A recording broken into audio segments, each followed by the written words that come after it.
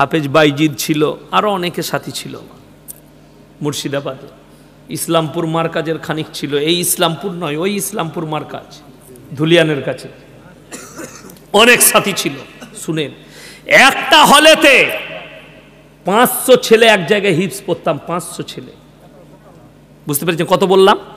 500 ছেলে একটা হলে বসে পড়তাম, এত বড় হল। কারুর ডিস্টার্ব হতো না। তোমার ছেলে খালি বাংলা বই পড়বে, তো আর ডিস্টার্ব হবে? এই দরজা লাগালেই তো ও আর পড়বে না, প্রেম করবে।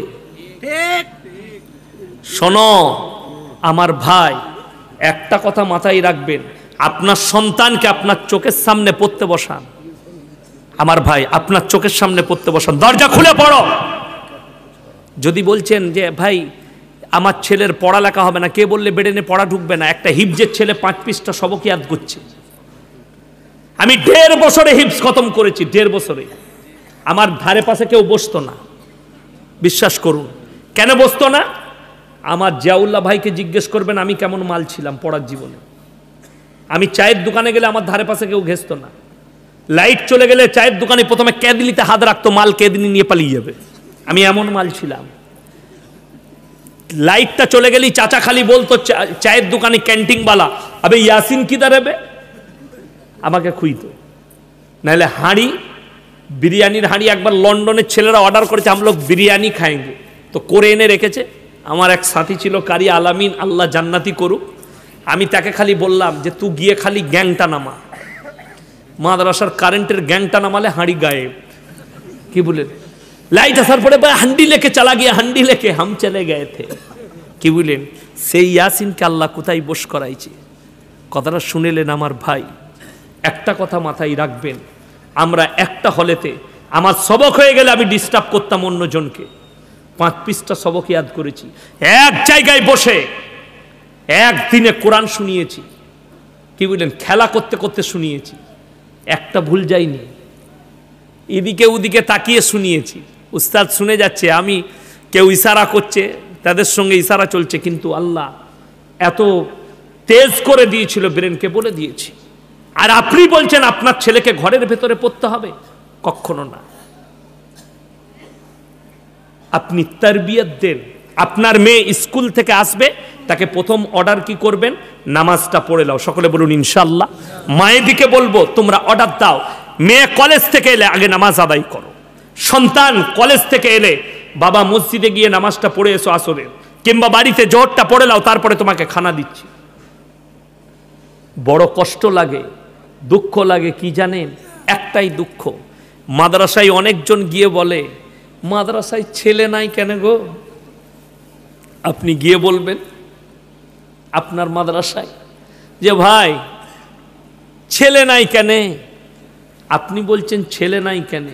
আজকে মাদ্রাসায় কটা ডাক্তারের ছেলে আপনাদের এখানে মাদ্রাসায় পড়ে? হাত তুলে বলুন। কথা বলে না? প্রফেসরের ছেলে আছে, উকিলের ছেলে আছে? নাই।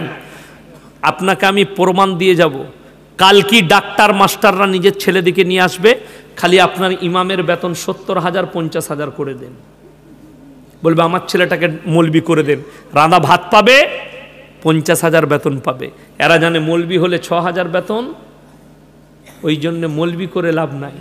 ডাক্তার কর, লোকের পেট ফাড়বে, ওষুধে কমিশন, প্রেসক্রিপশনে কমিশন, ডাক্তারিতে পেট ফাড়াতে কমিশন, গাদা টাকা পাবি।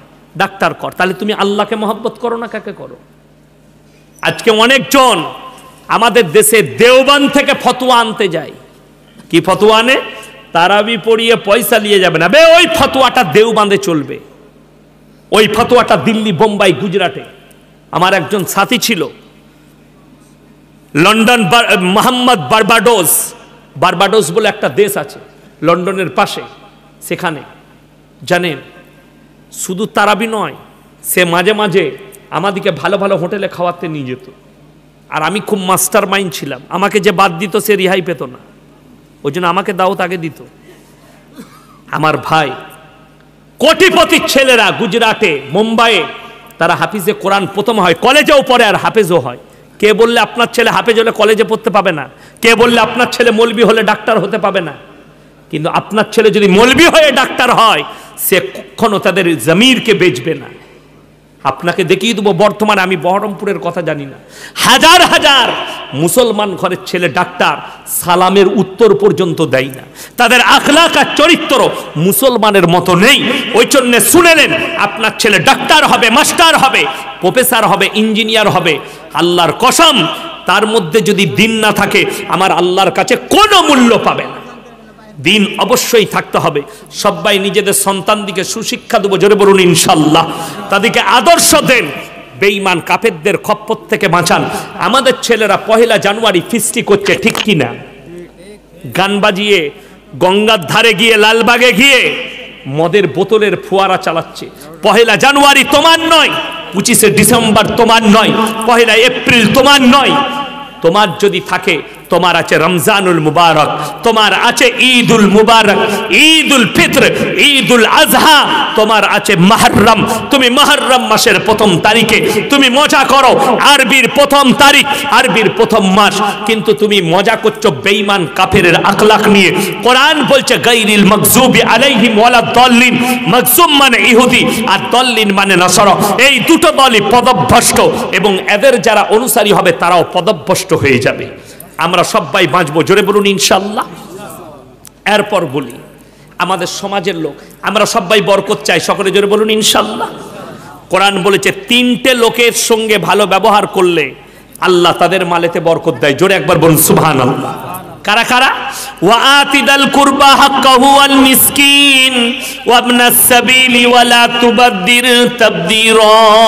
হে আমার বিশ্ব নবী বলো, ওয়া আতিদাল কুরবা, সবথেকে প্রথমে তোমরা তোমাদের কাছের গরিবের খেয়াল রাখবে, ওয়াল ইয়াতামা ওয়াল মাসাকিন ওয়া ইবনাস সাবিলি ওয়া লা তুবাদদির তাবদীরা। আর দেখবে এতিম মিসকিন কে আছে, আর তোমার কাছে মুসাফির এলে তোমরা মুসাফিরের সঙ্গে ভালো ব্যবহার করবে, জোরে বলুন সুবহানাল্লাহ। আজকের এই জলসায় সবথেকে বড় মুসাফির কে? আমি। আল্লাহ কোরআনে বললে মুসাফিরের সঙ্গে তোমরা ভালো ব্যবহার করবে। পৃথিবীর মধ্যে 2টো জায়গা সবথেকে দামি জায়গা, কটা বললাম বাবা? এই জোরে বলুন কটা? 2টো জায়গা। একটা হচ্ছে আল্লাহর ঘর মসজিদ, জোরে বলুন সুবহানাল্লাহ। আর একটা ওই জায়গা যেখানে আল্লাহ এবং আল্লাহর রসুলের কথা আলোচনা হয়, জোরে বলুন সুবহানাল্লাহ। আমার ভাই, আমার বাবাজি রিয়াসুতুল্লাহ সাহেব অনেক টাকা চেয়েছে আপনাদের কাছে, আপনারা অনেক দিয়েছেন। আমি আপনাদের কাছে কিছুই চাইব না, শুধু আপনাদের কাছে এতটুকু ভিক্ষা চাইব। কোরআনে পারা কটা আছে বাপ? 30টা পারা আছে।